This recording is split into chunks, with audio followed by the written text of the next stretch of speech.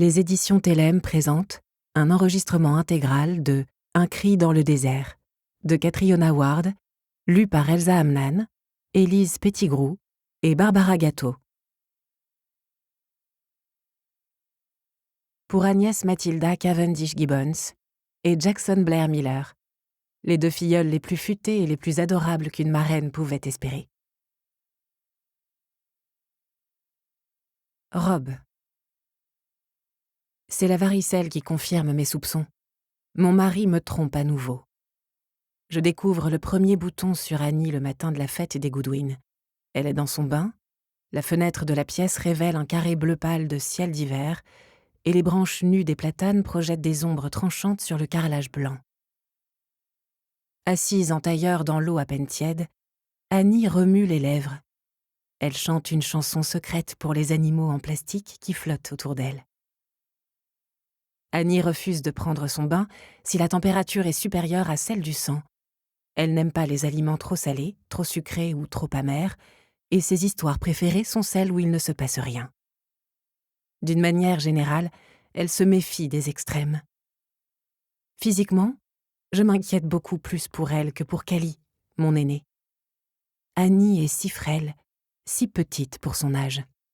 D'ailleurs, on lui donne souvent moins que ses 9 ans. Je m'inquiète aussi pour Cali, mais pour d'autres raisons. La fête d'aujourd'hui est une grande tradition chez les Goodwin. Chaque année, en janvier, ils organisent une journée anti-déprime. Les Goodwin sont nos voisins de gauche, des gens joyeux et pleins d'entrain. Ils ont 2 petits garçons remarquablement intelligents, Sam et Nathan, qui ont à peu près l'âge de Cali. Ils ont des amis intéressants et ils ont très bon goût, que ce soit en matière de vin, de gastronomie ou d'art. Bref, cette fête, c'est le seul événement annuel que toute notre famille attend avec impatience. C'est toujours trop bien chez les Goodwin. Annie se penche et murmure quelques mots au canard en caoutchouc posé sur sa cuisse. Sa colonne vertébrale toute fine, ses mèches de cheveux sombres collées à sa nuque humide. Ma gorge se serre. Je ne sais pas comment ça fonctionne pour les autres, mais pour moi, l'amour est souvent indissociable de la nausée. « Lève les bras !» je lui dis. Annie s'exécute, et c'est là que je remarque le point rouge juste en dessous de son épaule. Je comprends tout de suite. Je pose une main sur son front, puis sur son dos. C'est chaud, trop chaud. Quand Annie se met à gratter son bouton, je lui prends tendrement la main. « Arrête, ma petite betterave. Sinon ça va te démanger encore plus. »« Je ne suis pas une betterave !» répond-elle avec une moue consternée. « Mon petit chou-fleur alors. »« Non !»« Mon petit rutabaga ?»« Non, maman !» Mais elle arrête de se gratter. C'est une enfant docile. Je me rends compte que je suis moi-même en train de me frictionner le bras en signe de solidarité. Il m'arrive de confondre le corps de mes enfants avec le mien. Après avoir recouché Annie, je retourne à la salle de bain et ouvre l'armoire à pharmacie. Forcément, lorsqu'on a 2 enfants, ce genre de placard se retrouve vite encombré. J'écarte un vieux flacon de sirop pour la toux, des rasoirs jetables, un coupe-ongle, les médicaments pour le diabète d'Irving, mes pilules contraceptives, un jet dentaire dont on ne se sert jamais, des antalgiques et un poudrier cassé. Quand j'aurai un moment, il faudra que je pense à faire un peu de tri dans ce bazar. Au fond, je finis par dénicher ce que je cherche, une bouteille de lotion apaisante à la calamine. Le bouchon est tout croûté, mais le produit est encore bon. Je l'ai acheté il y a quelques mois pour l'eczéma de Cali. Annie a 38,6 de fièvre. Et elle a le regard encore plus dans le vague que d'habitude. Pourquoi ne m'en suis-je pas rendu compte plus tôt ? Pourquoi ? Le reflux acide de la culpabilité me remonte dans la gorge. Annie se gratte le bras. « Arrête, ma puce !» je murmure. Je sors ses moufles du placard et à l'aide d'un rouleau de gros scotch récupéré dans la boîte à outils d'Irving, je les fixe aux manches de son haut de pyjama. Enfin, je lui donne du paracétamol et lui enduis le corps de calamine. « Robe !» m'appelle Irving, du bas de l'escalier avec sa voix rauque du matin. Le petit déjeuner est prêt. Il s'éclaircit la gorge, tousse, et ajoute. Le café va refroidir. Je m'assois au chevet d'Annie et laisse l'épuisement m'envahir un instant. J'ai toujours trouvé la présence de ma cadette apaisante et propice à la réflexion. Cela fait si longtemps que c'est le même manège entre Irving et moi. Dans ma tête, je dessine un arbre de décision. Puis je descends annoncer la nouvelle. Dans la cuisine, Callie est en train de raconter une histoire d'un ton surexcité. Et ils l'ont attrapé grâce aux caméras de vidéosurveillance de la station-service. C'est là-bas qu'il avait acheté les sacs de ciment. Où est-ce que t'as entendu ça, ma puce ? Demande Irving. Tu l'as lu quelque part ? À son ton, je comprends qu'il est mal à l'aise. J'ai presque de la compassion pour lui. Callie adore raconter des histoires de meurtre au petit déjeuner. Je ne sais plus, s'impatiente Callie. Mais à la fin, la femme a été acquittée. Apparemment, c'était impossible à prouver parce que l'assassin lui avait injecté de l'air. De l'air ! Ça a causé une embolie pulmonaire. Pulmonaire ? Non, pulmonaire. Je rejoins Irving à côté de la cafetière. Annie a la varicelle. Je lui annonce à voix basse. Je ne comprends pas comment c'est possible. Où est-ce qu'elle a pu l'attraper ? Surtout qu'elle est vaccinée. Le vaccin n'est fiable qu'à 99%, rétorque-t-il. Enfoncés dans leur cerne noire, les yeux d'Irving scintillent de secret. La nuit dernière a été particulièrement compliquée. Et évidemment, le pourcent qui reste, c'est pour notre pomme. Je soupire. Avec un sourire pincé, Irving verse des flocons d'avoine dans le bol de Callie. À l'intérieur, près du rebord, il y a une frise avec des dessins de cerfs qui se courent après. Il ajoute 4 tranches de fraises et arrose le tout du faux sirop d'érable répugnant dont Callie raffole. Je pose une main sur l'épaule d'Irving. Pas trop. Callie est incapable de se rendre compte quand son estomac est plein. Si on ne fait pas attention, elle peut manger jusqu'à vomir. Et aujourd'hui, je n'ai pas la force de gérer 2 enfants malades. Irving me repousse comme si j'étais une mouche qui lui tournait autour et continue de verser du sirop sur les céréales. Il adore les sucreries, mais n'a pas le droit d'en consommer. Alors il se rattrape en gavant sa fille. Sauf qu'ensuite, ce n'est pas lui qui doit se relever la nuit pour s'occuper d'elle. Assise à la table de la cuisine, Callie nous observe. Elle m'a vu essayer d'arrêter le geste de son père. Je le sais. Instantanément, le malaise s'installe. Callie est ma fille, mais ce qui se passe dans sa tête a toujours été un mystère pour moi. « Pauvre Annie !» dit-elle en se mordillant un ongle. « Visage triste. » Depuis peu, elle s'est mise à parler par émoji, mais à l'oral. Une habitude qui, selon les situations, m'amuse ou m'exaspère. Irving dépose le bol devant Callie. Elle est assez forte pour son âge. La peau dorée, le visage large et anguleux, des yeux très verts. Quand elle reprend la parole, c'est d'un ton pincé qui n'a rien de naturel. « Maman n'a qu'à rester s'occuper d'Annie. Pendant ce temps-là, toi et moi, papa, on peut aller chez les Goodwin. » Elle recueille quelques flocons d'avoine entre son pouce et son index et les porte à sa bouche avec un air de défi. « Chapeau pointu, confetti, coupe de champagne !» conclut-elle sans me quitter des yeux. Irving et Callie ont leur petit club privé rien qu'à eux. Mon mari se tourne vers moi, un sourcil levé. La première fois qu'on s'est rencontrés dans un bar, il m'a regardé de la même manière et mon cœur s'est emballé. Une telle intimité dans ce haussement de sourcils, et une question silencieuse, à laquelle j'étais la seule à avoir la réponse. « Utilise ta cuillère, s'il te plaît, Callie. Et je suis désolée, ma chérie, mais c'est non. On doit tous rester à la maison. La varicelle est une maladie très contagieuse, et il y aura beaucoup de jeunes enfants. Je ne veux pas prendre de risques. » « Allez, Rob, » plaide Irving. « Ça lui ferait tellement plaisir. » Je devine qu'Irving a au moins autant envie d'y aller que Callie. Il a envie d'endosser le costume du séduisant professeur d'université qui adresse son fameux haussement de sourcils à des gens qui ne s'en sont pas encore lassés. Mais surtout, il a envie de la voir, elle, de croiser son regard de loin, pendant que chacun discute avec d'autres convives, leurs mains qui laissent des empreintes humides sur leur verre de vin, leur désir mutuel, un fil invisible tendu à travers la pièce. Je connais cette scène par cœur. « Je veux aller jouer avec Nathan et Sam !» insiste Callie. « Ils habitent juste à côté, tu auras d'autres occasions. »« Pas si je me casse la colonne vertébrale !» rétorque Callie. « Pas si j'attrape une hépatite ! Pas si je bois une bouteille d'eau de Javel et que je meurs !»« Je t'en prie, Callie. Il y aura des bébés et des femmes enceintes, des personnes âgées, peut-être aussi des enfants non vaccinés. Tu veux vraiment qu'ils tombent malades par ta faute ? Donc non, on reste à la maison. En plus, je suis bien placée pour savoir que ce genre de saleté se répand à toute vitesse. Quand un de mes élèves attrape un rhume, en moins d'1 semaine, toute la classe se mouche.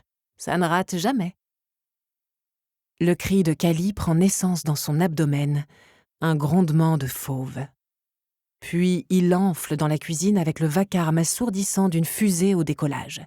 Ça me fait un tel choc que j'ai l'impression d'avoir reçu un coup de poing. Je vois les étoiles danser autour de moi. Irving se penche vers elle, lui murmure quelque chose à l'oreille. Pendant ce temps, le cri de Callie continue de gagner en intensité.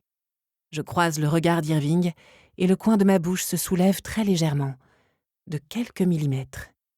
« Essaie un peu pour voir. » Je lui lance par la pensée. « Vas-y, dis-lui qu'elle peut aller à la fête avec toi alors que je viens de le lui interdire. » Il baisse les yeux, caresse l'épaule de Callie et lui chuchote une promesse de pancake. Le cri s'interrompt, laissant place à des ricanements. Callie et Irving m'observent avec le même sourire dédaigneux. Ils ont les mêmes lèvres. Je sais que c'est idiot, mais c'est plus fort que moi. J'explose. « Tu as gagné !» je hurle. « Monte dans ta chambre ! Tu en profiteras pour faire un peu de rangement et pour changer tes draps. Peut-être que ça fera enfin disparaître l'odeur bizarre qu'il y a là-haut. » Callie se plaque une main sur la bouche pour pouffer. Irving se lève et commence à faire la vaisselle, comme si tout cela ne le concernait pas. J'observe l'arrière de son crâne, la petite marque rouge que le coiffeur a laissée avec sa tondeuse, et je voudrais pouvoir lui jeter quelque chose à la tête. Il le fait bien, lui. Hélas, dans cette maison, je n'ai aucun pouvoir. Je ramasse le bol que Callie n'a pas terminé et monte appliquer des poignées de flocons d'avoine détrempés sur la peau irritée d'Annie. Quand celle-ci pose sa joue brûlante contre ma main froide, ça me fait du bien. Je décide d'envoyer un texto à Anna Goodwin. « Désolée, Annie a attrapé la varicelle. Il vaut mieux qu'on reste confinés. » Visage triste. J'efface les 2 derniers mots d'un pouce rageur. Voilà que je me mets à parler comme Callie. « Amusez-vous bien et n'hésitez pas à passer prendre l'apéro la semaine prochaine. Rob. » Je me relis et ajoute un « bise » avant le « Rob ». Mieux, plus naturel. « Ça va être sympa !» j'assure à Irving et Callie. « Une journée en famille. On va regarder des films, jouer à des jeux de société, commander chinois. » Comme chacun a des objections concernant les suggestions cinématographiques des autres, on finit par opter pour un film que personne n'a vraiment envie de regarder.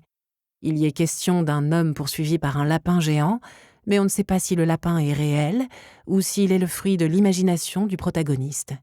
Sur le canapé, Irving est assis entre Callie et moi, un bras autour des épaules de chacune. Toutes les demi-heures, je m'éclipse pour monter voir Annie. Aux alentours de 11h, la musique démarre chez les voisins. Il y a ensuite des rires, de plus en plus francs, des conversations qui s'animent jusqu'à former un joyeux brouhaha. Une fois ou deux, un bruit de verre cassé. Irving monte le son de la télévision. Hélas, cette histoire de lapin est tellement nulle qu'aucun de nous 3 n'arrive à s'y intéresser. Je vais au supermarché acheter des flocons d'avoine et de la calamine, annonce soudain Irving. À la manière dont les muscles de sa mâchoire se contractent, je devine tout de suite son intention. Il va effectivement aller au supermarché, mais en revenant, il fera un détour par la fête pour boire un petit verre. Un seul, pas plus. En tout cas, c'est comme ça que ça commencera. Je suis tellement en colère que des points noirs s'agglutinent au centre de mon champ de vision. « On a déjà des flocons d'avoine et de la calamine ?» je réplique. « Et maman a dit que tu étais peut-être contagieux !» renchérit Cali. « Tu risques de rendre un enfant malade !» Une vague inattendue d'amour et de gratitude m'envahit, même si je soupçonne ma fille aînée d'être intervenue uniquement pour éviter qu'on se retrouve en tête-à-tête. À côté de moi, Irving ronge son frein. Personne ne parle. À l'écran, le lapin imaginaire continue à pourchasser le personnage principal. Chez les voisins, un air de jazz s'élève par-dessus les rires. Je n'y tiens plus. Je me lève et coupe le film. Bon, ça suffit. D'après mon expérience, c'est ça, la vie de famille. Je m'efforce pendant un temps de singer ce qu'on voit dans les magazines ou à la télé, et invariablement, tout finit par s'écrouler comme un château de cartes. Je dois reconnaître que je ne suis pas trop télé. La première fois que j'ai vu un film d'action, j'ai failli faire une crise cardiaque. Du moins, c'est le souvenir que j'en ai. Je ne comprends pas pourquoi les gens s'obstinent à regarder des séries ou à aller au cinéma. Moi, je ne m'intéresse même pas à l'actualité. La vie est déjà assez intense et douloureuse, sans qu'on ait besoin de s'imposer un supplément pendant son temps libre. Chaque fois, il m'a fallu plusieurs mois de négociations et de chantage, mais j'ai réussi à convaincre Irving de me laisser terminer mes études, puis de me laisser devenir institutrice, et après la naissance d'Annie, de me laisser reprendre le travail. Irving est très à cheval sur les valeurs traditionnelles. L'argument qui a joué en ma faveur était qu'il y avait un poste dans l'école où allaient les filles, ce qui signifiait que je pourrais passer la journée dans le même bâtiment qu'elles. Ça, et le fait qu'on avait besoin d'argent. Le père d'Irving a pratiquement tout perdu dans le krach boursier. J'adore mon métier. À l'école, on m'appelle l'instit qui murmure à l'oreille des enfants. Une plaisanterie, bien sûr, mais il faut reconnaître qu'avec mes élèves, j'ai un don. Sous ma supervision, les plus introvertis finissent par s'épanouir et les plus hyperactifs par devenir calmes et dociles. Une petite que mes collègues avaient surnommée l'alligator, parce qu'elle avait tendance à mordre ses camarades quand elle s'ennuyait, m'écrit désormais des fiches de lecture passionnées sur les œuvres de Maya Angelou. Chez moi, par contre, je n'ai aucun de ces pouvoirs. J'adore aussi ma maison, une modeste construction cubique en bois, posée sur un modeste terrain de 500 mètres carrés légèrement incliné. Le style d'une maison et l'énergie qui s'en dégage sont à l'image de la femme qui l'habite. C'est ce qu'on dit, non ? 2 grands chênes montent la garde de part et d'autre du portail. À l'arrière, plusieurs érables plantés le long d'une allée étroite projettent leur ombre bienvenue sur une terrasse en pin. Cette terrasse, je l'ai construite moi-même en 3 week-ends, en suivant un plan dégoté dans un livre emprunté à la bibliothèque, un des rares points communs que j'ai avec Cali. On tire toutes les deux la plus grande partie de notre savoir de nos lectures. Ce n'était pas vraiment très compliqué. J'ai commandé le bois et j'ai assemblé les planches comme s'il s'agissait des pièces d'un puzzle. En tout cas, c'est désormais un vrai bonheur de s'y prélasser au coucher du soleil ou quand il fait très chaud. Sous le couvert des érables verdoyants, j'ai l'impression d'être au milieu de la canopée. Et c'est tellement facile à nettoyer. L'association de voisinage n'a jamais besoin de nous rappeler de tondre notre pelouse, de pailler nos massifs de fleurs ou d'entretenir le chemin de pierre qui mène à notre perron d'un blanc immaculé. Je veille à ce que tout soit toujours impeccable. J'adore notre jardin, sa simplicité, son côté confiné. À 1000 lieues de l'endroit où j'ai grandi, avec son paysage hostile de sable brûlant et de rochers à perte de vue, à force d'observer tout cet espace, on finit par avoir l'impression d'en être prisonnier. Je me sens en sécurité ici, au milieu des rangées de maisons identiques. Bien sûr, chacun a le droit d'apporter sa petite touche d'originalité, un abreuvoir à oiseaux ou un bassin, un bardage rose, Un vitrail ou un heurtoir sur la porte d'entrée, un style de pierre particulier pour le chemin qui traverse la pelouse. Tels sont les cas les plus extrêmes qu'il m'a été donné d'observer. Mais ces choix ont du sens. Ils sont les traces que les gens laissent sur le monde. Lorsque j'affirme que je me sens en sécurité ici, ce que je veux dire, c'est que mes enfants sont en sécurité. Ces deux choses ne vont pas nécessairement de pair. Peut-être qu'à un moment donné, tout le monde doit choisir ou l'un ou l'autre. En ce qui me concerne, je trouve qu'il est préférable de faire partie d'une cellule familiale, les Kösen, que de rester au stade de l'individu. On se fait moins remarquer. Irving part s'enfermer dans son bureau. Callie sort ses crayons de couleur. Elle est parfaitement capable de s'occuper toute seule, et je ne me souviens pas avoir déjà dû batailler avec elle pour qu'elle fasse ses devoirs. Ces moments de calme après la tempête font partie intégrante de sa personnalité. C'est assez déroutant. Installée au secrétaire du salon, le nez presque collé à sa feuille, elle dessine. Au bout d'un moment, elle se met à fredonner pour couvrir le frottement monotone du crayon. Elle chante faux. J'ai envie de lui dire d'arrêter et de mettre ses lunettes, mais je ravale mes deux remarques. Il faut choisir ses combats. Je l'ai appris il y a longtemps. À 13h, l'état d'Annie ne s'est pas amélioré. La peau de son bras est désormais toute rouge. Elle est recroquevillée sur son lit, les mains ramenées sous le menton, toujours emprisonnées dans leur moufle. À chaque respiration, la mèche brune posée sur sa joue frémit. Je vérifie que l'adhésif est bien en place et écarte les cheveux de son visage. « Trop de lumière !» marmonne-t-elle, et je ferme le rideau, plongeant la chambre dans une obscurité argentée. « Tu veux ta petite lampe ?» je chuchote. « Oui », répond-elle sur le même ton, les yeux clos. J'allume donc la lampe en forme d'étoile posée sur le rebord de la fenêtre. Aussitôt, la pièce se retrouve baignée d'une lueur rose pâle, la couleur de la barbe à papa, la couleur de la pivoine, la couleur des rêves de petite fille. J'ai conscience que c'est absurde, mais j'ai le sentiment qu'Annie est plus en sécurité quand sa lampe est allumée. En relevant la tête, j'aperçois Irving dans l'encadrement de la porte. Je ne l'ai pas entendu approcher. Mon mari a le don de pouvoir se tenir parfaitement immobile, comme si aucun souffle ne l'animait. C'est très perturbant de voir ça chez un être vivant. « Comment va-t-elle » demande Irving. « Elle dort. » « Arrête de passer ta frustration sur les enfants, Rob. Laisse Callie aller à cette fête. Elle en meurt d'envie. Ce n'est quand même pas sa faute si Annie est malade. » Annie remue sur son lit, ouvre un œil. « De l'eau » murmure-t-elle. « Tout de suite, ma puce. » Je réponds. « Maman va t'en chercher. » Puis, les lèvres pincées alors que je passe à la hauteur d'Irving. « Pousse-toi. Et tu as raison, ce n'est pas de la faute d'Annie.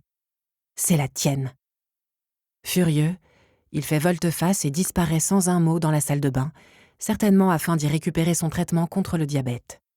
Il va lui falloir plusieurs minutes pour mettre la main dessus. J'ai caché la boîte tout au fond de l'armoire à pharmacie, derrière un vieux tube de vaseline. Un geste mesquin, je le reconnais, mais c'est tout ce qui me reste.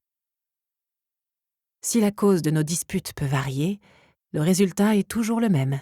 Un échange d'horreur prononcé d'une voix sifflante afin de ne pas réveiller les filles qui dorment à l'étage, moi pendant que je remplis le lave-vaisselle ou que je plie le linge, lui pendant qu'il corrige ses copies et qu'il poignarde l'air avec son stylo. Des années qu'on suit le même schéma. Au bout d'un moment, on finit par aller se coucher, exténué d'aigreur. Hier soir, ça a commencé parce que nos brosses à dents électriques n'avaient plus de batterie. Elles étaient pourtant branchées, mais quelqu'un avait éteint la prise commandée qui alimente les chargeurs. Callie a la mauvaise habitude de jouer avec les interrupteurs. Bref, ça a commencé avec les brosses à dents, mais il n'a pas fallu longtemps avant que ça dérive sur Catherine, la laborantine de l'université.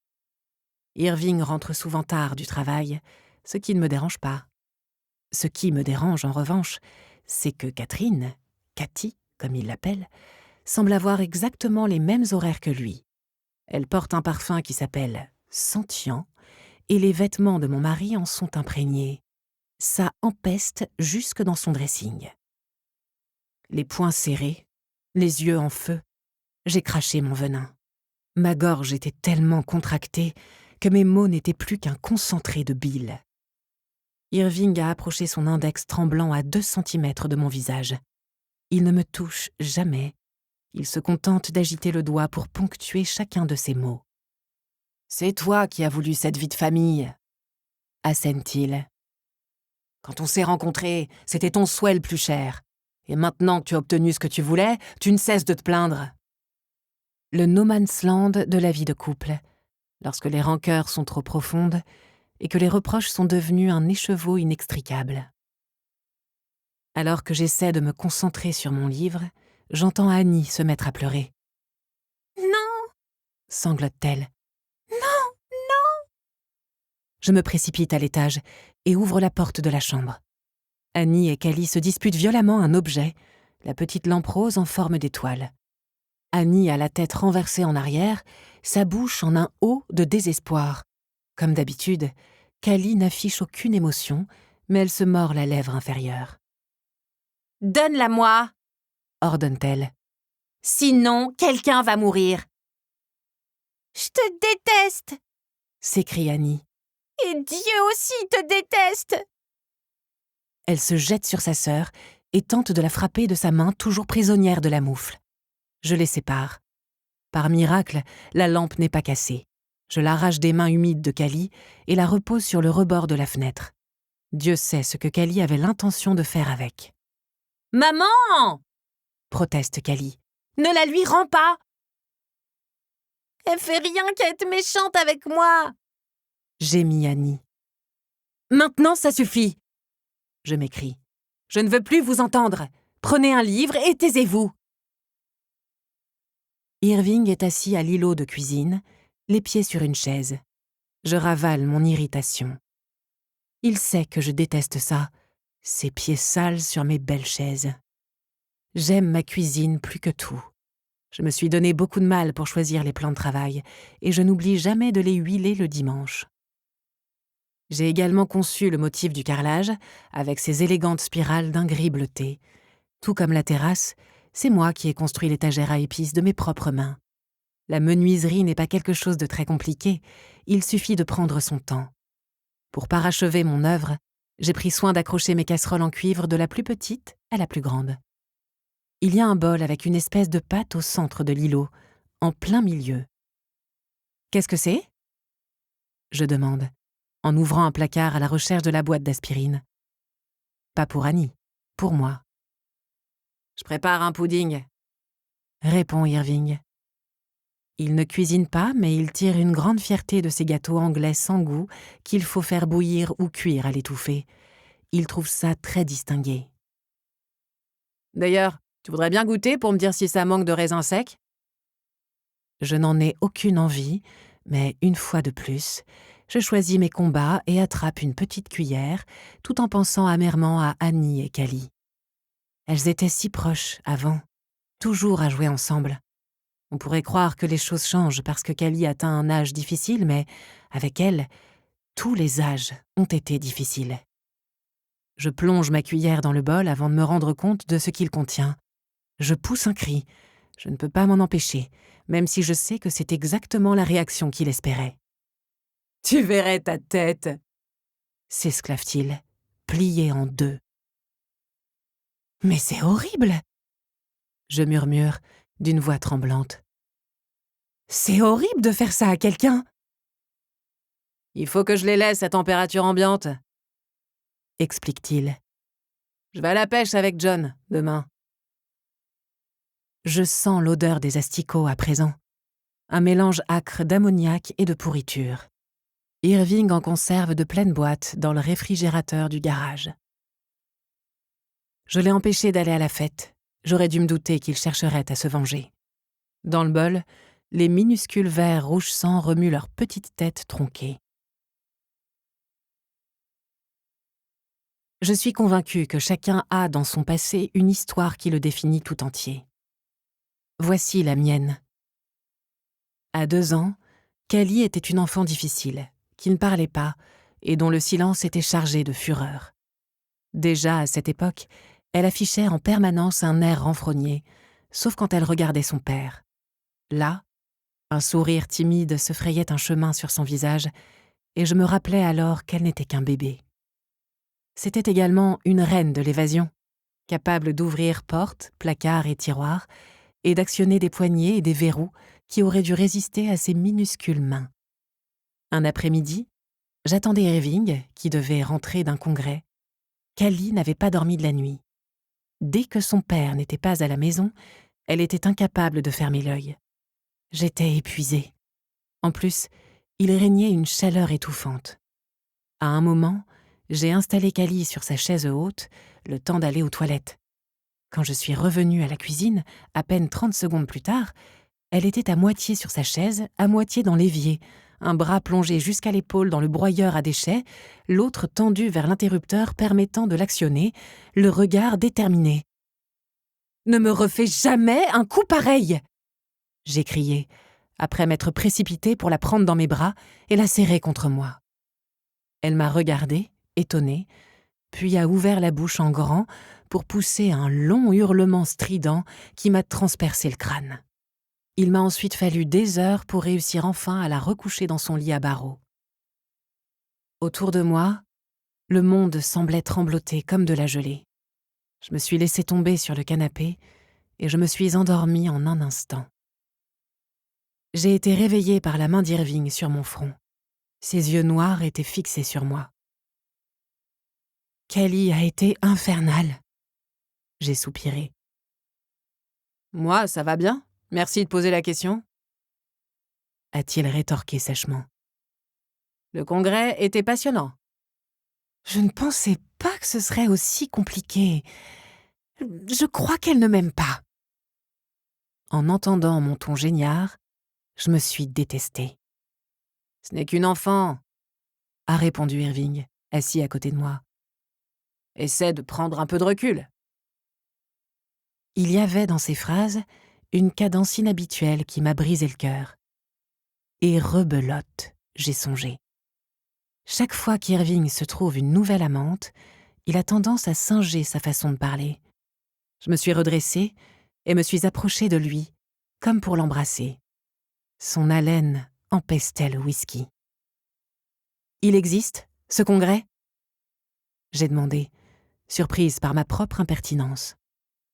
Il a attrapé une mèche de mes cheveux entre le pouce et l'index et a tiré jusqu'à ce que les larmes me montent aux yeux. « Va t'occuper de ta fille !» a-t-il ordonné. Il a fini par me lâcher et s'est frotté les mains avec un air de dégoût. Je me suis levée, mais je ne suis pas montée voir Callie. Je débordais d'une énergie féroce et bouillonnante. « Je ne peux pas continuer comme ça !» j'ai déclaré, avec une lucidité grisante. « Je m'en vais. Rien ne nous oblige à rester mariés, Irving. » Ça a été une révélation. Puis j'ai croisé son regard et je suis partie en courant. Surpris, Irving a mis un instant avant de se lancer à ma poursuite. Moi, je fonçais à travers la maison, mes doigts glissant sur les encadrements de porte sans parvenir à les attraper. Et soudain, il s'est passé quelque chose de terrible. Mon corps s'est rappelé. La fuite, la peur, le souffle rauque du danger sur ma nuque. Le souvenir est remonté d'un coup et m'a enserré la gorge. Ce souvenir, c'est forcément lui qui m'a poussé à faire ce que j'ai fait ensuite. J'ai ouvert la porte d'entrée. L'air de l'après-midi m'a fait l'effet d'une bouffée de liberté. Mais je n'ai pas couru. J'ai attendu qu'Irving soit sur le point de me rattraper. Je me suis avancée sur le perron et je lui ai claqué la porte sur la main. J'ai entendu le craquement, suivi de près par son hurlement de douleur. Je me suis retournée et je me suis dit « C'est terminé. Je refuse de continuer comme ça. » J'ai traversé le jardinet, qui à cette époque s'apparentait plutôt à un terrain vague entre notre maison et la rue. On n'avait pas eu le temps de s'en occuper. Qu'est-ce que je vais bien pouvoir faire ? J'ai songé. Je n'avais ni travail, ni amis. Soudain, j'ai aperçu quelque chose devant moi, au milieu du trottoir. J'ai d'abord cru qu'il s'agissait d'un coussin ou d'un repose-pied dont quelqu'un s'était débarrassé. Cela arrive, parfois, même dans un quartier bien tenu comme le nôtre. Mais c'était Callie, dans son pyjama gris, avec des dessins d'éléphants roses qui se dirigeait à 4 pattes vers la chaussée. La terreur s'est emparée de moi. Je me suis précipitée jusqu'à elle. Ma fille m'a regardée avec ses grands yeux encore écarquillés par les larmes. « Pâle !» a-t-elle dit. Elle caressait un long brin d'herbe desséché qui avait poussé dans une fissure du trottoir. À l'extrémité, les vestiges d'une fleur. Je me suis assise à côté d'elle, soudain terrassée par la fatigue. « Je suis désolée, ma chérie. Je suis désolée. » J'ai su alors que je ne partirais pas. Parce que ce n'était pas sa faute. Elle n'y était pour rien. Je l'ai prise dans mes bras. Pour une fois, elle n'a pas cherché à se débattre. Au contraire, elle a posé la tête sur mon épaule, tandis que je la ramenais à la maison pour la recoucher dans son lit.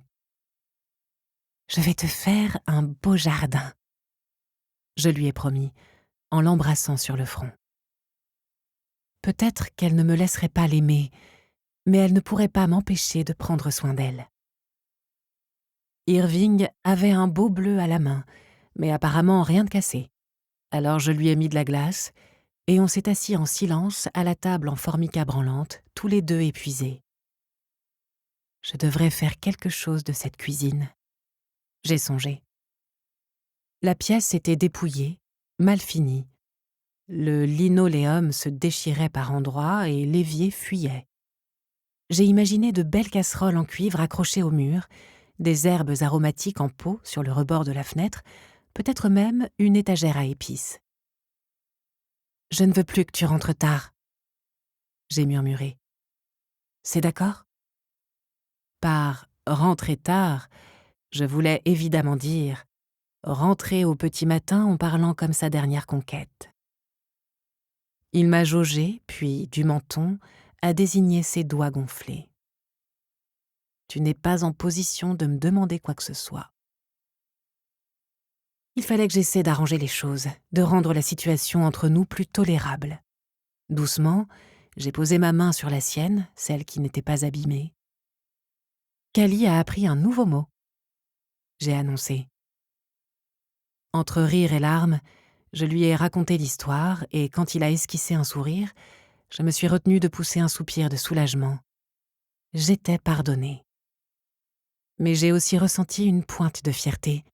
Ce mot, c'est à moi qu'elle l'avait dit, pas à lui. D'un coup, j'ai su ce qui nous restait à faire. « Faisons-en un autre », j'ai suggéré.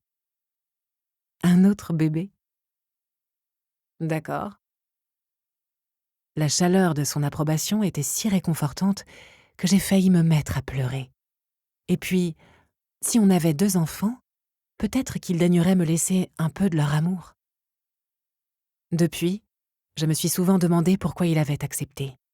Son père n'avait pas encore tout perdu, et je pense qu'Irving espérait un garçon.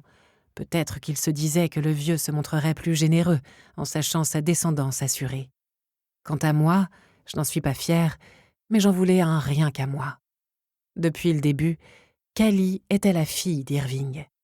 Je sais, on n'est pas censé faire un enfant pour des raisons aussi égoïstes. J'ai obtenu ce que je voulais. Quand Annie est née, quand elle a ouvert pour la première fois ses yeux d'un bleu profond, une vague d'émotion m'a submergée. Dès le premier jour, ça a été simple. Elle était à moi. On était complémentaires, fusionnels presque. Je n'avais pas connu ça une seconde avec Callie.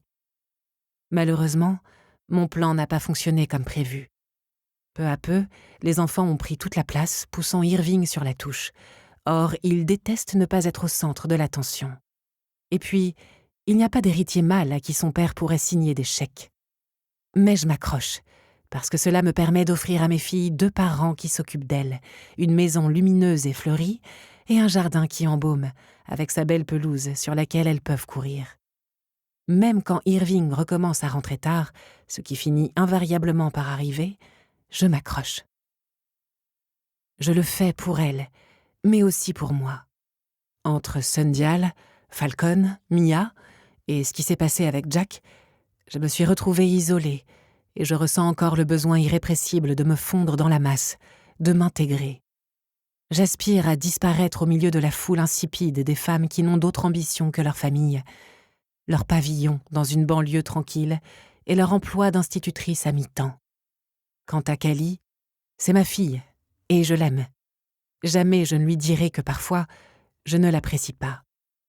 Et jamais je ne lui dirai que parfois, l'aimer me demande des efforts considérables. Donc, voilà ce qui définit qui je suis. Aujourd'hui, en tout cas. Il existe d'autres histoires, plus anciennes, mais elles concernent une robe qui a disparu depuis des années. Je l'ai emmurée vivante. Je l'ai enfermée dans le noir. Peut-être qu'elle a fini par mourir de faim. Une enfant pleine d'espoir, enfouie sous le sable du désert. Ça vaut sûrement mieux. Elle n'aurait pas sa place dans cette famille. Il m'a fallu très longtemps avant de me faire la réflexion que « pâle » est un mot très étrange pour une petite fille de 2 ans. Plus j'y pense, plus ça m'interpelle. La sonnette stridente interrompt ma rêverie. Je suis sur le canapé du salon, un carnet ouvert sur les genoux. J'étais censée préparer ma leçon sur Mark Twain pour la semaine prochaine. Imposer Mark Twain au programme à ces pauvres enfants, quelle idée! Mais je me rends compte que j'ai rédigé plusieurs pages d'Arrowwood à la place. Callie dessine dans un coin. Depuis combien de temps suis-je assise là? June, la psy, appelle cela de la dissociation. Moi, je parlerais plutôt d'un répit bienvenu. La sonnette retentit de nouveau. « Ça a sonné !» me lance Callie, d'un ton cinglant sans lever les yeux de sa page. Je me lève, confuse, et le carnet tombe. Je m'empresse de le ramasser pour le fourrer dans ma poche. Alors que je presse le pas vers le vestibule, le volet de l'entrée de courrier émet un grincement. Ces charnières auraient bien besoin d'être graissées. « Il y a quelqu'un ?» appelle une voix par la petite ouverture horizontale, et mon estomac se serre brutalement. Même si je sais qu'elle ne peut pas encore me voir, je me force à afficher un grand sourire. Les gens l'entendent quand on ne sourit pas. « Anna, comment ça se passe, cette fête ?» Les yeux d'Anna Goodwin sont 2 lunes bleues bordées de cils châtains. À la manière dont ils se plissent, je devine qu'elle m'a vue. Il faut croire que je ne suis pas la seule à faire semblant de sourire aujourd'hui. Je m'arrête à quelques pas de la porte. « Je n'approche pas plus !» je lui annonce. « On n'est jamais trop prudent. » Je me rends compte que je suis toujours en robe de chambre. Avec tout ce qui s'est passé ce matin, je n'ai pas eu le temps de m'habiller. « Comment tu te sens ?» demande Anna. « Oh, moi, ça va. C'est Annie qui est malade. Mais on s'est dit qu'il valait mieux ne pas prendre de risques. » Pauvre Annie. En tout cas, sans vous, ce n'est pas la même chose. Ah oui, au fait, en arrivant, j'ai vu un truc au milieu de votre allée. Une taupe morte, je crois. Sûrement un chat qui est passé par là. Je l'ai jeté à la poubelle, mais ça a laissé une grosse tache. Tu devrais demander à Irving de passer un coup de jet d'eau. D'accord, princesse? C'est notre rituel, à elle et moi. On se donne des surnoms affectueux en imitant l'accent désuet des actrices de cinéma des années 1940. D'accord. Merci, Anna. Tu es sûre que ça va? Insiste-t-elle. Il y a de l'inquiétude dans son regard. Il faut absolument qu'on s'organise un apéro, un de ces soirs, histoire de se donner des nouvelles, ajoute-t-elle, sa voix disparaissant à moitié derrière un solo de saxophone en provenance de la fête. Ou alors, on pourrait partir un week-end quelque part. Les garçons n'arrêtent pas de me reparler des quelques jours qu'on a passés dans le désert, en mai. Je m'autorise un petit ricanement intérieur. Les Goodwin sont venus une fois à Sundial, et depuis, Anna cherche par tous les moyens à se faire réinviter. Si Nick ne jure que par l'appartement en multipropriété qu'il possède en Floride, sa femme a des goûts plus raffinés.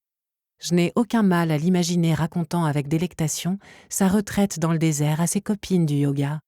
Ah, le Mojave, un lieu tellement spirituel. Je n'ai pas trouvé mieux pour me reconnecter à moi-même.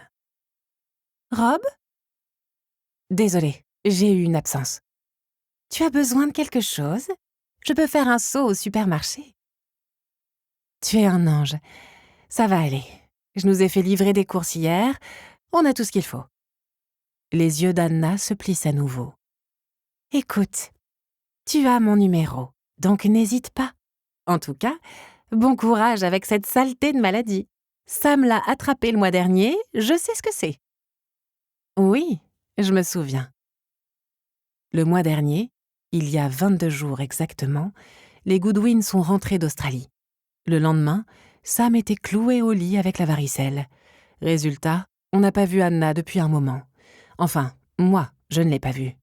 « Je vous ai apporté un petit quelque chose, » dit Anna. « Je te laisse ça sur le perron, ma belle. »« Merci, tu es un amour. On s'appelle plus tard. » Avec Anna, on se voit 1 ou 2 fois par semaine, le plus souvent dans la soirée. Je ne pense pas que nous serions amies si nous n'étions pas voisines et que nos enfants n'avaient pas sensiblement le même âge. On est très différentes. Cependant, la maternité nous unit, cette fatigue permanente, ces passages constants du rire aux larmes, cet amour épuisant pour nos enfants, ancré si profondément qu'il n'y a plus que lui qui nous définit. Anna et moi sommes très proches. Je l'aime beaucoup. Elle est l'amie que j'aurais imaginé avoir quand j'étais plus jeune et que je ne connaissais encore rien à l'amitié. Parfois, lorsqu'il fait doux, on se retrouve le soir sur la balancelle de ma terrasse après avoir couché les enfants. Elle me regarde avec son sourire en coin et je peux presque me convaincre que je suis bien cette personne.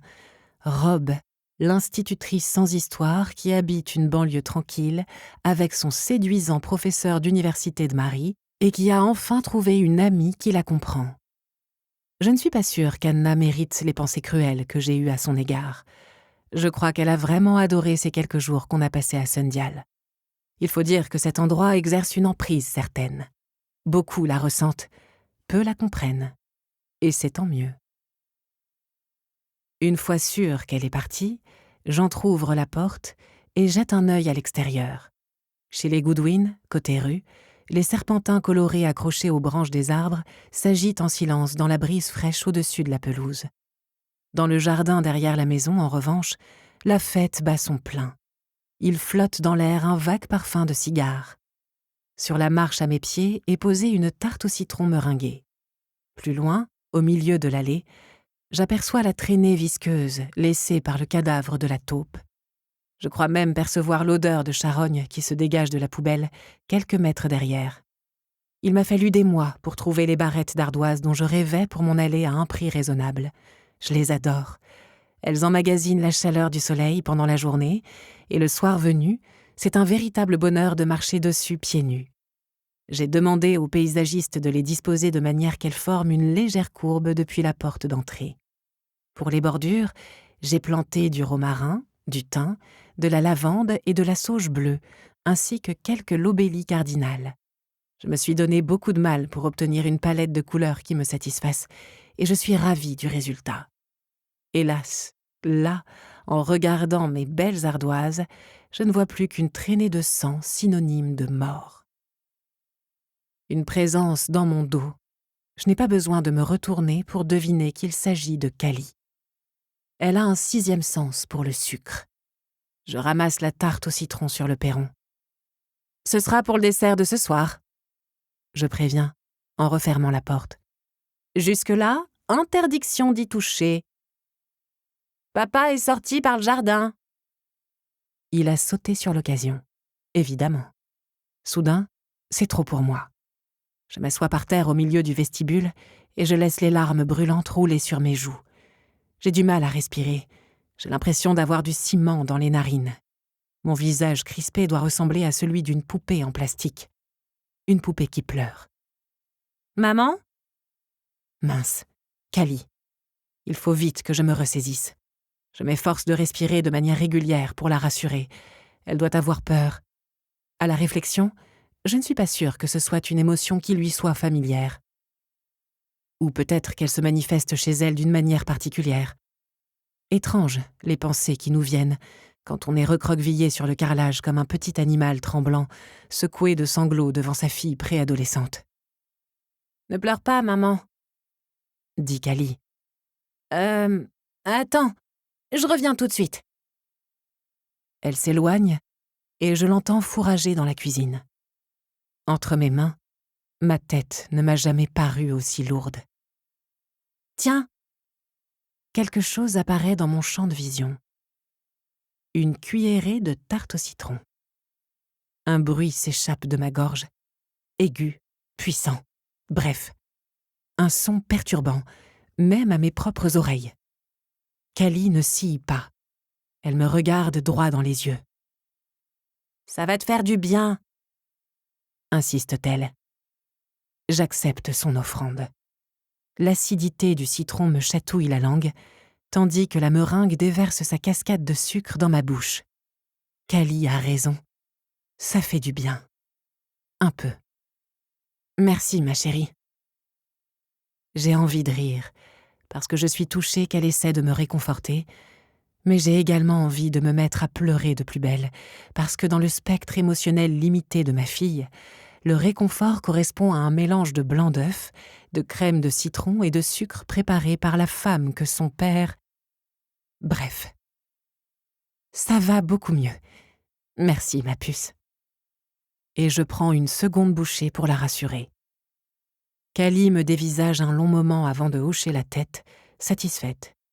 Je peux presque voir la petite croix s'inscrire à côté de mon nom, dans sa liste de choses à faire.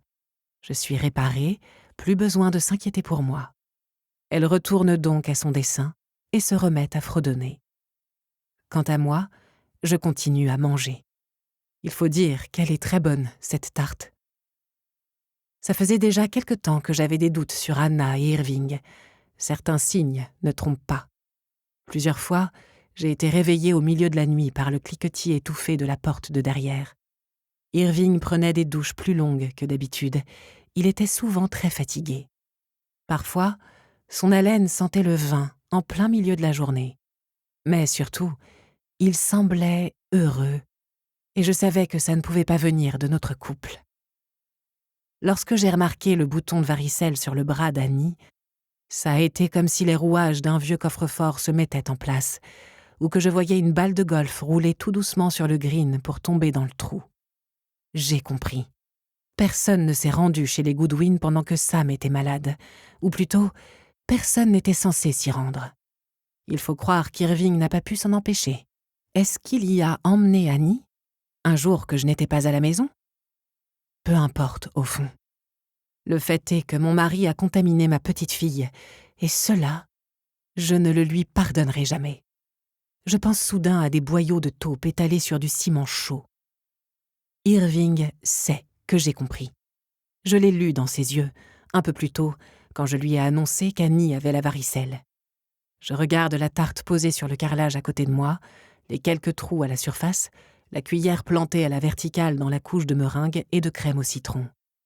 Je me demande si c'est un plan qu'ils ont élaboré tous les deux, Anna qui détourne mon attention à la porte pendant qu'Irving s'éclipse par derrière pour aller la retrouver. Mais pour aller où? Dans le petit bois à 2 pâtés de maison, celui qui est infesté de serpents pendant l'été? À moins qu'ils prennent la voiture. J'ai remarqué que Nick Goodwin appelle toujours Irving « mon grand » ou « bonhomme ». Cela peut paraître amical, mais c'est aussi le genre de surnom qu'on donne à un enfant. Et quand il s'adresse à lui, il ne le regarde jamais dans les yeux, préférant fixer un point imaginaire au-dessus de son épaule. Bref, Nick n'en a peut-être pas encore conscience, mais il est au courant. À mon avis, il ne va pas pouvoir continuer à faire l'autruche très longtemps. Nick est-il le genre à vivre dans le déni, ou au contraire à chercher la confrontation? Le déni, j'imagine. Il est agent immobilier. Ces gens-là sont souvent très doués pour s'arranger avec la réalité. Moi, je choisis la 3e option. Je bouillonne de rage à l'intérieur et je m'efforce de ne rien laisser paraître. Ce n'est pas une option que je recommande. Cependant, une pensée n'arrête pas de me tourner dans la tête. J'aime bien Anna. Souvent, je me sens beaucoup plus proche d'elle que d'Irving. La fin programmée de notre amitié me fait mal. Une douleur sourde. Une douleur de règle, presque. Je voudrais lui dire « Choisis-moi, tu ne sais pas comment il est au fond. » Il faut croire que mes sentiments ne sont jamais les bons, même quand il s'agit de la femme avec qui mon mari me trompe. Annie mange sa part de tarte avec les doigts. Callie a refusé 2 fois d'utiliser sa cuillère, et comme sa petite sœur l'imite en tout, c'est maintenant cette dernière qui s'y oppose fermement. « Ma chérie !» je répète d'une voix implorante avant d'abandonner. Qu'elle fasse ce qu'elle veut, après tout. « Vous êtes fâchée avec papa ?» s'enquiert-elle de but en blanc. « Pourquoi tu me demandes ça ?» je réplique, rongée par la culpabilité. « Quand vous vous regardez, vous êtes tout noir et tout gribouillé. » Les enfants comprennent tellement de choses. C'est terrifiant parfois. Je m'efforce de la rassurer. Tu sais, c'est une bonne chose que les adultes se disputent. Une fois qu'ils ont dit tout ce qui les mettait en colère, ils peuvent redevenir amis. « Toi et papa, vous êtes amis ?» Ses yeux sont 2 soucoupes. On est même meilleurs amis, comme Maria et toi. « Maria ne m'aime plus !» marmonne Annie, avec une moue très adulte, tandis qu'elle fait rouler entre ses doigts une petite boule de meringue. « Elle est méchante avec moi. Elle ne veut plus qu'on mange ensemble à la cantine. Ça me rend très triste. Ça me donne envie de mourir. » « Ne dis pas ça, ma chérie. » Je la prends dans mes bras, consternée. Maria est une jolie fillette aux longs cheveux d'un brun satiné. Elle ressemble à une poupée et s'exprime en faisant des phrases complètes. « Non merci, Madame Keusen, je n'ai pas encore terminé mon biscuit. » Quand elle joue, avec Annie, c'est toujours de manière très calme et très sérieuse. Je pensais que c'était l'amie idéale. Je crois que ce n'est pas très facile pour Maria en ce moment. Je tente d'expliquer. Ses parents sont en train de se séparer et en attendant, elle vit toute seule avec sa maman. Je ne peux m'empêcher de ressentir une pointe de fierté. Les choses ont beau être compliquées avec Irving, nous avons au moins réussi à épargner un divorce à nos enfants. Et je n'en suis pas fière, mais j'éprouve aussi une hargne sourde vis-à-vis de cette Maria qui a blessé ma petite fille au cœur si sensible. Je serre Annie contre moi et hume l'odeur de ses cheveux. Le jet d'eau éclabousse les barrettes d'ardoise, décollant les morceaux d'entrailles séchés. Si j'avais dû attendre qu'Irving rentre pour s'en occuper, je ne sais pas combien de temps j'aurais eu à supporter cette traînée brunâtre. De toute façon, pourquoi a-t-on décidé qu'il s'agissait d'une tache masculine? À cause du sang? De l'odeur? Les femmes qui ont vécu un accouchement ont vu bien pire, même si elles ont parfois tendance à oublier certains détails. La douleur, le bruit de la chair qui se déchire, un mécanisme d'autodéfense probablement, le corps qui pratique la censure afin de protéger l'esprit. Parfois, quand j'ai peur ou que je suis en colère, j'ai une espèce de goût de soda éventé qui me remonte dans la bouche, quelque chose de sucré et d'écœurant. Il m'arrive même de le retrouver dans mes rêves. Je l'ai sur la langue, en ce moment même, et je voudrais cracher, mais je ne peux pas. Évidemment, on pourrait me voir. Cette taupe n'est pas le premier animal mort sur lequel je tombe. Anna pense que c'est un chat qui l'a tué, mais les gens du quartier ont tendance à garder leur chat chez eux. Je pencherais plutôt pour un prédateur de passage, un coyote ou un renard. Un blaireau à la rigueur ou un raton laveur. J'ai entendu dire que tous ces carnivores tuaient pour le plaisir. En tout cas, quel que soit le coupable, il semble beaucoup apprécier mes belles ardoises. Je retrouve régulièrement des traces de sang sur mon allée, et depuis quelque temps, je remarque des cadavres éviscérés un peu partout dans le voisinage, sur les trottoirs, sur les perrons, sous les porches. Des tortillons d'intestin luisant dans le soleil du matin, des pattes griffues crispées à jamais, des yeux mi-clos qui ont perdu leur éclat. L'omniprésence de la mort. C'est affreux de constater que tout ce qui m'entoure ressemble à une métaphore de ma vie. Tandis que les ombres s'allongent, je m'installe à côté de la porte de derrière pour attendre le retour d'Irving. « Rob !» s'exclame-t-il en me voyant, et je constate qu'il a bu plus que quelques verres. « Je suis allé faire des courses !» ajoute-t-il en brandissant un cabas. « Tu as trouvé tout ce que tu voulais ?» Je lance froidement. « Oui. » répond-il avec un sourire. Parfait. Rentre alors. Je tire le verrou derrière lui et reprends. J'ai récupéré tes clés. La prochaine fois que tu sors sans prévenir, tu restes dehors. Tu es complètement folle, déclare-t-il, en détachant chaque syllabe, et je m'efforce de garder mon calme. Va donc voir Cali, elle voulait te parler. Il se plante au milieu du couloir, et à la façon dont il rougit, je devine qu'il a besoin de quelque chose et que ça lui coûte de demander mon aide. « Je n'ai pas trouvé mes comprimés ce matin, » dit-il. « Tu sais qu'il faut que je les prenne à heure fixe. Est-ce que tu les as… » Je les ai cachés, derrière le gros tube de vaseline dans le placard de la salle de bain. J'espère qu'ils y sont encore. Je me retourne, mais il me rattrape avant que j'aie pu faire le moindre pas. Son avant-bras s'enroule délicatement autour de ma gorge, sans serrer. Sa peau effleure la mienne. Une menace. Il place sa main libre devant mon visage et me cache la lumière. L'espace d'un instant, je me demande s'il va la poser devant mes yeux, comme un enfant qui jouerait à « Coucou, qui est là ?» Et puis soudain, une peur sourde. Il va saisir mon globe oculaire entre le pouce et l'index et l'arracher de son orbite. Je me débats, tente de le repousser. Je voudrais crier, mais seul un râle étouffé s'échappe de mes lèvres. La main d'Irving est toujours à quelques centimètres de ma figure, immobile. Une odeur d'alcool dans mes narines. Moi aussi, j'espère qu'ils y seront, me murmure-t-il à l'oreille. Il ne me touche pas. La dernière fois qu'il s'en est pris à moi physiquement, c'était il y a plusieurs années, à l'occasion d'une dispute épique. Mais il aime bien jouer avec la limite. À l'époque, Cali avait 9 ans, Annie 6. La brouille entre Irving et moi durait déjà depuis plusieurs jours. Dès que les filles avaient le dos tourné, on se lançait des horreurs, la mâchoire serrée. Le soir, quand elles étaient au lit, on se laissait aller à hurler, à pleurer, à casser des objets. Parfois, ça les réveillait.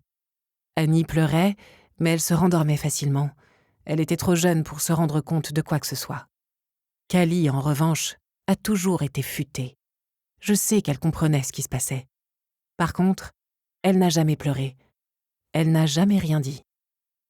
Un soir, alors que Cali regardait la télé dans le salon, je suis allée à la cuisine. Irving m'attendait derrière la porte, droit comme un i. J'ai commencé à murmurer une méchanceté, à déverser un peu de la bile accumulée depuis des jours. Sans un mot, il m'a attrapé l'aile du nez et s'est mis à serrer si fort que j'ai entendu le cartilage grincer. La douleur était atroce. J'ai ouvert la bouche pour crier quand je me suis souvenu que Cali était dans la pièce voisine. Alors je me suis ravisée. Je suis restée là, les yeux inondés de larmes, à hurler en silence. Je n'ai presque pas saigné, mais, pendant plusieurs jours, mon nez a conservé l'apparence gonflée d'une prune trop mûre. Annie n'arrêtait pas d'essayer de le toucher en disant « Aïe, aïe !» Le lendemain après-midi, un samedi, on se préparait pour aller à notre bowling hebdomadaire avec les Goodwin. Lorsque c'était le tour d'Anna et Nick d'avoir le droit de boire, Irving et moi emmenions tout le monde avec nos 2 voitures. J'ai installé Annie dans la Jeep. Cali était sur le perron, attendant qu'Irving ait terminé ce qu'il était en train de faire dans la maison. Chaque fois qu'on est en retard, il faut qu'il trouve une occupation de dernière minute. Vider le lave-vaisselle, accrocher un cadre, passer un coup de téléphone.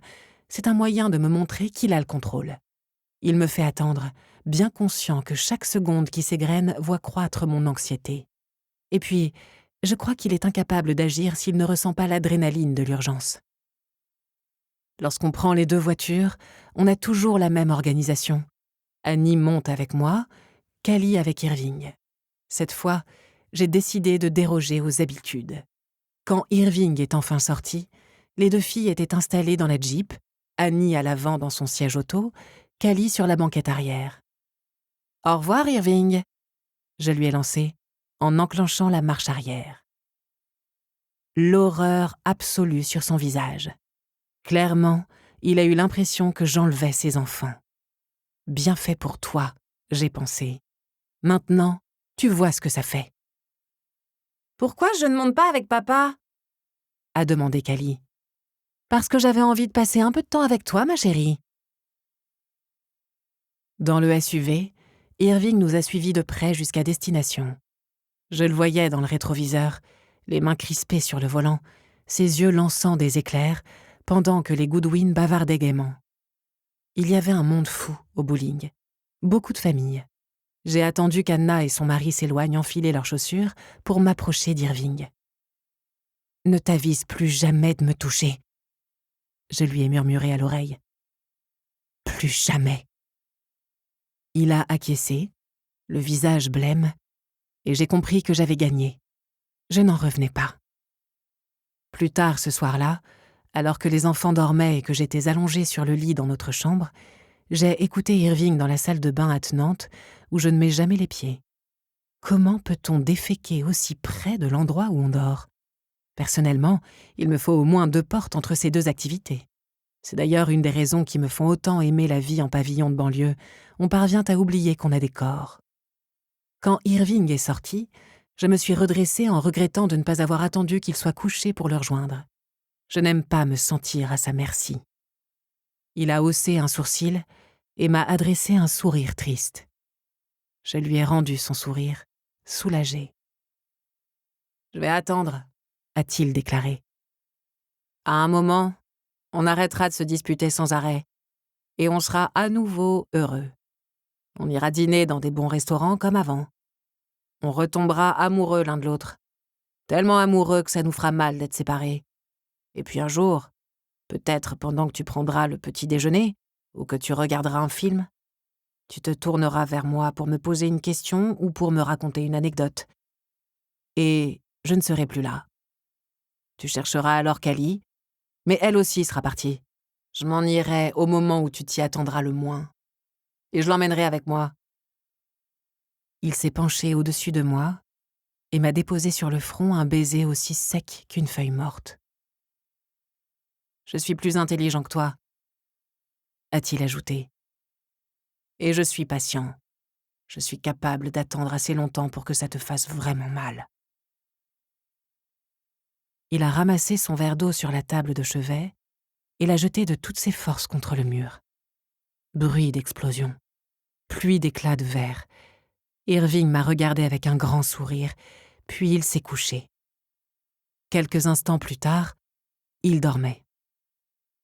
Je suis restée allongée à côté de lui, à regarder l'eau couler sur le mur ocre de notre chambre.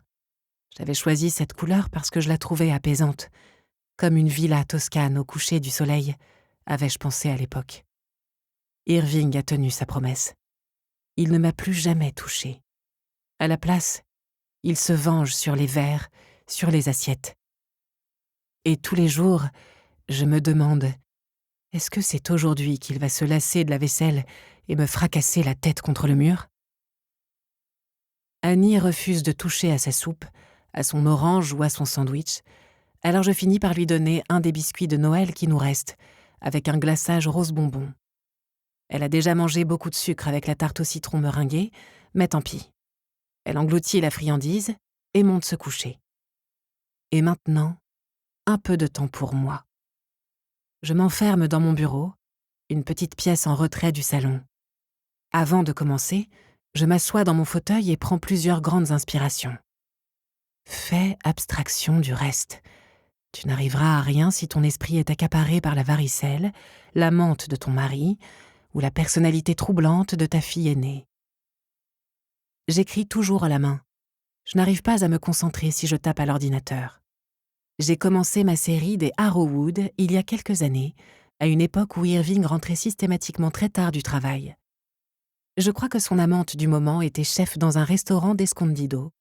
En tout cas, elle devait avoir du talent, car Irving a pris beaucoup de poids à cette période. Arrowwood est une école privée très prestigieuse sur la côte de la Nouvelle-Angleterre. Adolescente, j'ai dû lire un semestre à Bingley Hall une bonne centaine de fois. C'est un âge où les livres plantent leurs griffes dans votre cerveau. Quand j'ai décidé de devenir enseignante, j'espérais secrètement que mon école ressemblerait au pensionnat privé de Bingley Hall. Dès mon premier séminaire éducatif, j'ai déchanté. Peut-être qu'il existe des établissements de ce genre dans le monde, en Angleterre sûrement, mais je n'en ai jamais vu. Ou alors, S'ils ont existé un jour, ils ont dû disparaître. Finalement, peut-être que ce n'est pas plus mal s'ils ne survivent que dans notre imagination. Et puis, l'imagination est sans limite.